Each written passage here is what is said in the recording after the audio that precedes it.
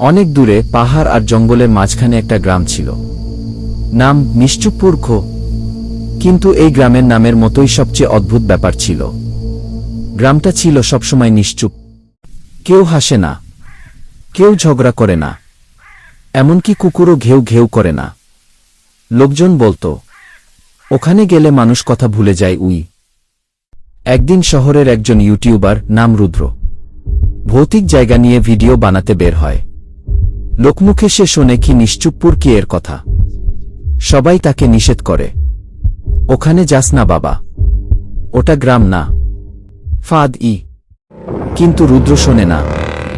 সে রাতে বাইকে করে সেই গ্রামের দিকে রওনা দেয়। রাস্তা যত এগোয় তত চারপাশ অন্ধকার হয়। মোবাইলে নেটওয়ার্ক নেই, কুয়াশা ঘন হয়ে আসে। হঠাৎ সামনে একটা কাঠের সাইনবোর্ড, নিশ্চুপপুর গ্রাম খ।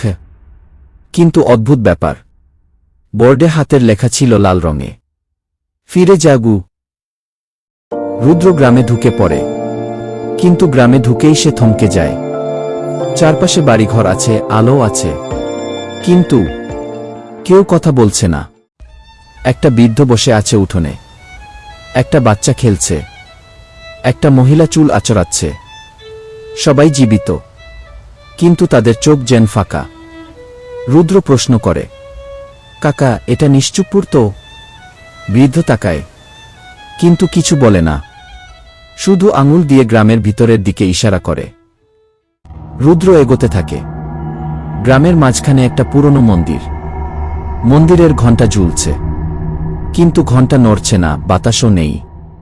তবুও টং টং টং ঘণ্টা নিজে নিজেই বাজছে।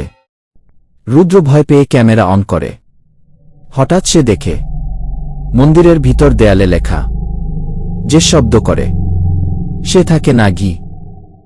রুদ্র পেছনে তাকায়, কেউ নেই, কিন্তু মাটিতে কাদা জমা ছিল। সেখানে দেখা যায় একটা পায়ের ছাপ, আর সেই ছাপগুলো উল্টো দিকে হাঁটছে, যেন কেউ পেছন দিকে হেঁটে সামনে যাচ্ছে।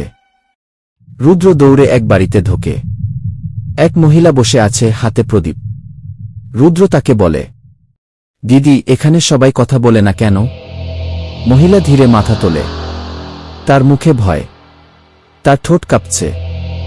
সে আস্তে করে ফিসফিস করে বলে, শব্দ করো না, ও শুনে ফেলবে গি। রুদ্র বলে, কে শুনবে? মহিলা চোখ বড় করে বলে, গ্রামের নিচে যে থাকে গি। তারপর মহিলা তার মুখে হাত চাপা দেয়।